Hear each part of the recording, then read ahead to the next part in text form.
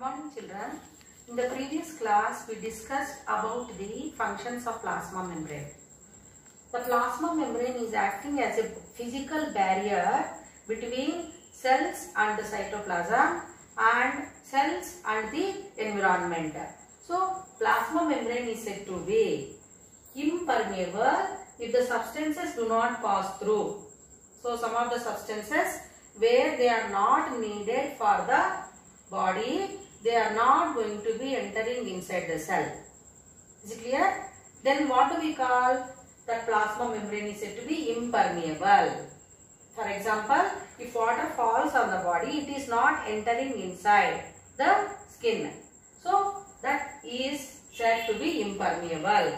Then permeable if the substances both solute and solvent can pass through it. What does it mean? Permeable. So allowing. When we tell that both solute and solvent. For example, if we take sugar solution is there. Sugar is solute and water is solvent. So when both are mixed, we get sugar solution. So that will be entering inside the cell. So then the plasma membrane is said to be permeable. So it is having permeability. Then semi-permeable. Plasma membrane is acting as semi-permeable sometimes. If the membrane is permeable to solvent, but it is preventing the passage of solutes. Is it clear to you? Some of the substances are which are dissolved in the solution. Only solvent is going to be passed through, but not the solutes. Then the plasma membrane is said to be semi-permeable. Then selectively permeable if the membrane allows the passage of a solvent and some selected solutes only. Means here so many electrolytes we are taking, or medicines we are taking, or minerals we are taking, vitamins we are taking. They are dissolving in water, and how much it is needed, though they only will be entering inside the cell. So then that character we call it as selectively permeable. Is it clear to children? Let us learn the process of transport across the membrane through some activities. Is it clear? So now we are going to do some activities. So now we have to take a beaker.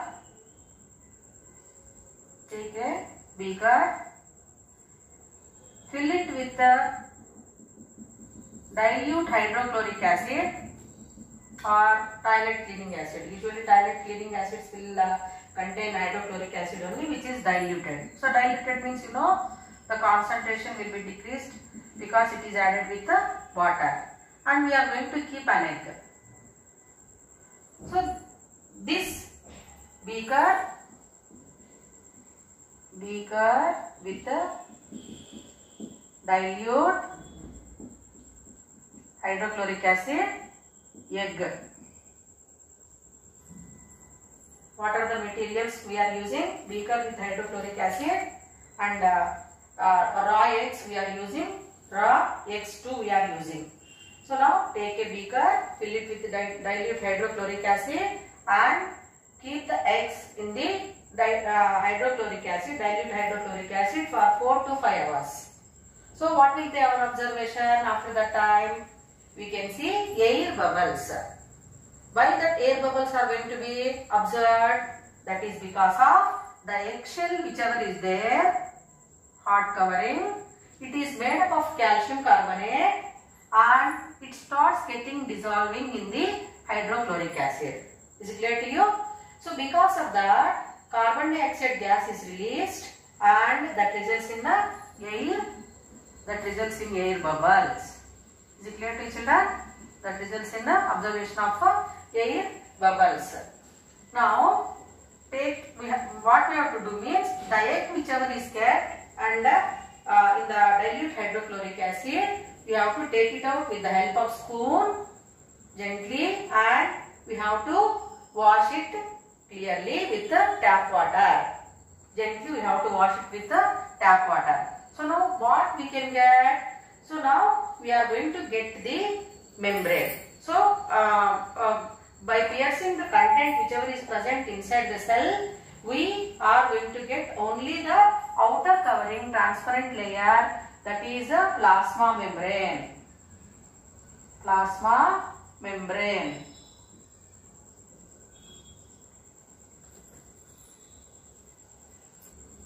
In the previous activity, two raw eggs, when they are kept in dilute hydrochloric acid, the shell was removed. So the eggs became de-shelled.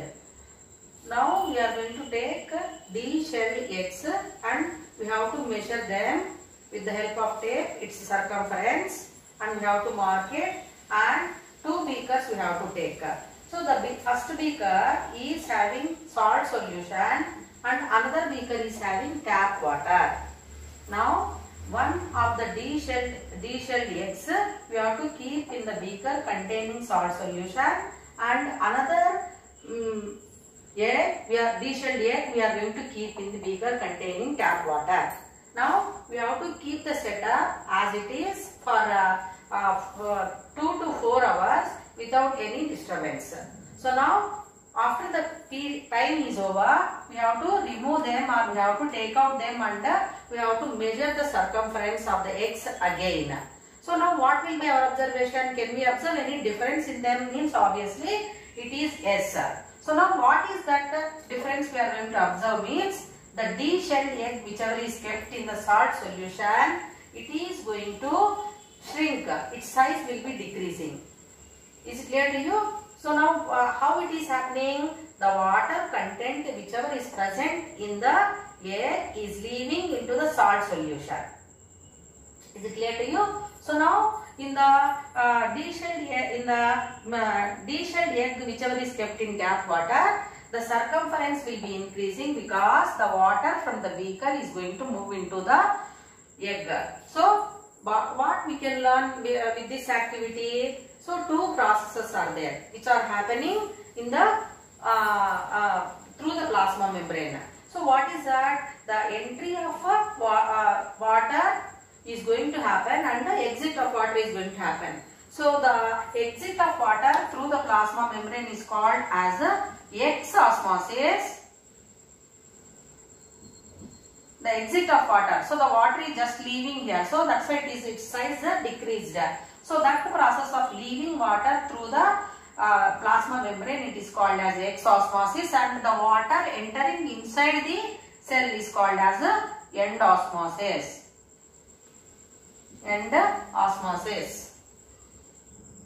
Now how we can prepare a semi-permeable membrane? So through activity we are going to discuss. So the X which we have used in the previous activity only, we are going to use them. Is it clear? So now X, when they are kept in dilute hydrochloric acid, they are going to become de-shelled. So now we want the plasma membrane. So if we want the plasma membrane, means inside the egg we observe the yolk, white and yellow yolk. So I hope you have seen many people you are going to consume egg. So this content whatever it is there, we have to drain it. So how we can drain it? What for we have to drain it? Because to get the membrane whichever is covering. So now we have to take a syringe needle and we have to pierce it and we have to drain it slowly, so that the content whichever is present inside the egg will be just drain out. Then we get only the plasma membrane. Is it clear to you, children? So now that plasma membrane whatever is ready, now we are going to use for our activity again. So now what we have to do? So the egg membrane we have taken, and in one egg membrane we are going to fill it with saturated solution, 10 ml of saturated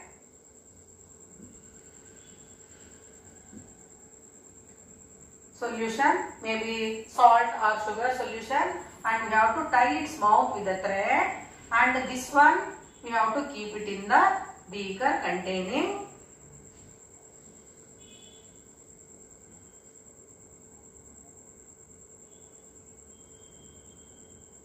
water, tap water.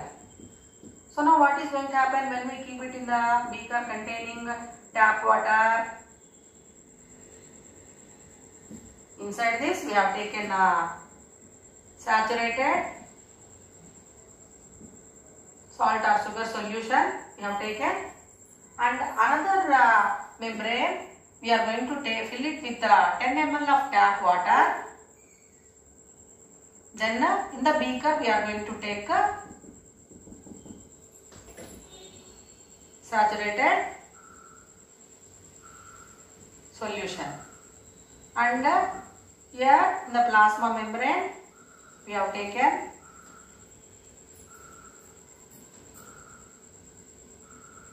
tie it with the thread, and we have taken tap water.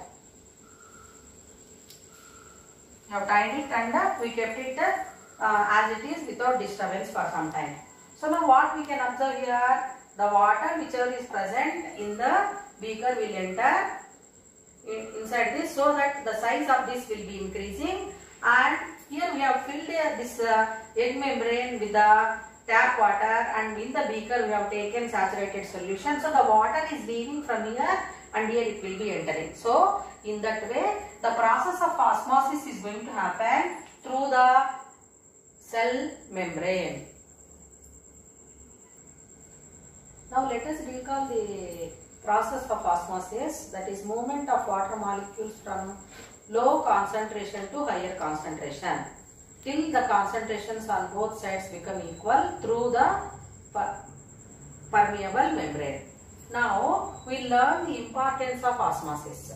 In what way it is going to help the process of osmosis. Water is entering into the plant pots through the roots. So if we observe plant root systems, we have tap root system and fibrous root system is there. So on the root we have fine root hairs. So from root hairs where they are covered with plasma membrane, the water whichever is present in the soil with low concentration, it is entering into the root hair first, then from root hair to lateral root, then it will enter into the main root, then it will be supplied to each and every part of the plant. So in that way water is entering through the roots, that is because of the process called osmosis. Then water moves between one cell and another cell. So living organisms, if we see, different types of cells are there. So all the cell organelles, they have to some extent water content. Is it clear to children? So that water is moving from one cell to another cell, that is because of the process called osmosis. Then coming to the next point, the process of osmosis is going to help in closing and opening of stomata. Is it clear to you? Closing and opening of stomata. So the process of osmosis is going to help in the closing and opening of stomata. So we know that stomata are going to help in the exchange of gases and in the process of respiration as well as photosynthesis process. Stomata are needed where the entry of oxygen and entry of carbon dioxide, exit of carbon dioxide and exit of oxygen is going to happen through the stomata. So the stomata are also having cell membrane. So stomata, they are bound by the God cells.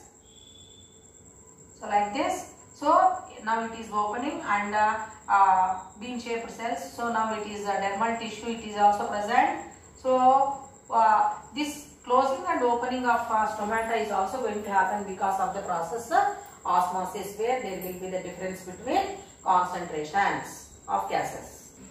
We know that 3/4 of earth is covered with water, and that water is present in oceans, salt water, and that water is not fit for any activities. So for drinking purpose or for agriculture purpose, we cannot use that water. Is it clear to children? And that water also, so much of salt concentration whichever is present, to some extent that can also we can use by a process called reverse osmosis. So what is that? By making that water desalinated, means removal of salts. Removal of salts from sea water. Salts from sea water. We can use that water for our daily purposes, routine. So that process of removal of salts from salt water is called desalination. Desalination. So this process for the first time Freddie Mercury and David Bowie, both the scientists, they have done, and that seawater is made available in some areas for daily purposes. So how that process is going to be done?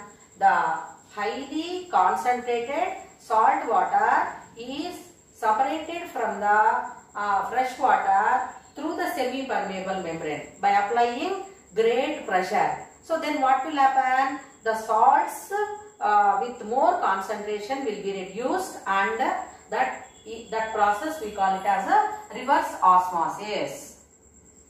Reverse osmosis, where whatever the water we are going to get, that water we can use for our daily purpose, daily routine work.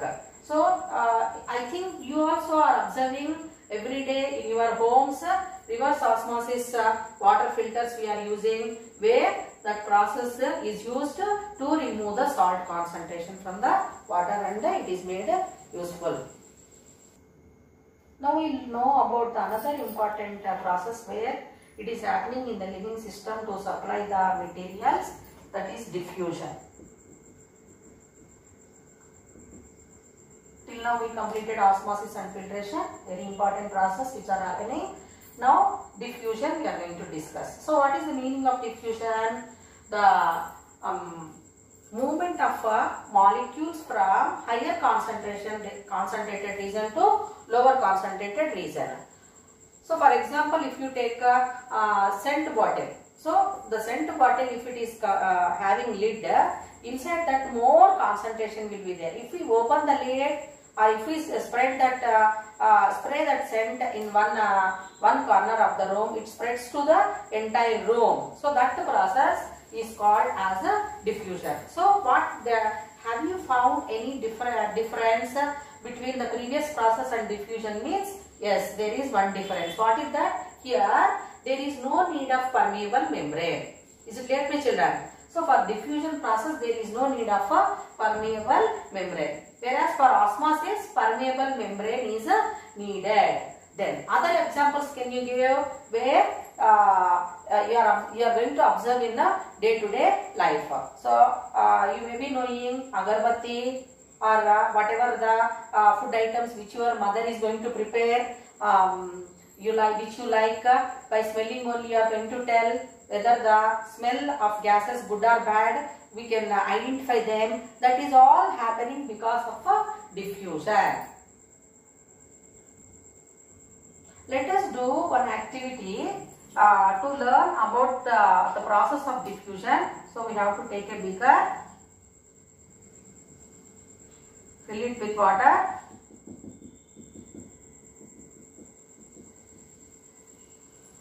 and we are going to keep some crystals of potassium permanganate.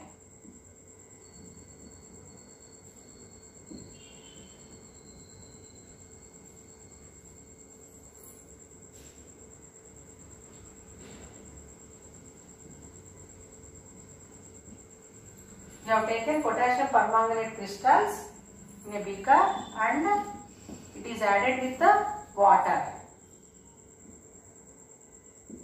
So you know that water is said to be colorless. So potassium permanganate, instead of that we can take gulal. You will play for Holi, no? So that one also. So first it will be light blue, dark blue crystals we can observe. So when it is mixed in water, the water will slowly change to pink color. So that process we call it as a diffusion. Diffusion is going to take place in liquids and gases. In 8th class you studied about tragedy, human tragedy which happened in Bhopal, that is Bhopal gas tragedy. So Union Carbide Company, where the accident happened. What is that? Because of release of a gas called methyl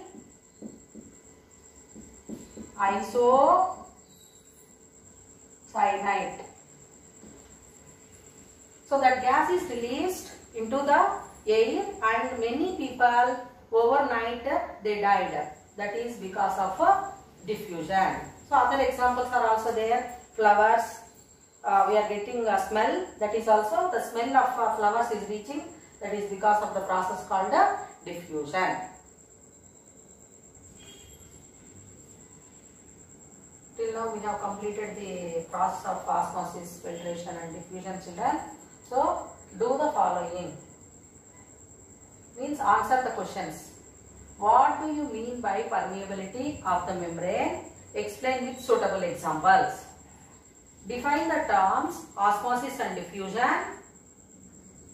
Third question. Write the differences between osmosis and diffusion. Thank you.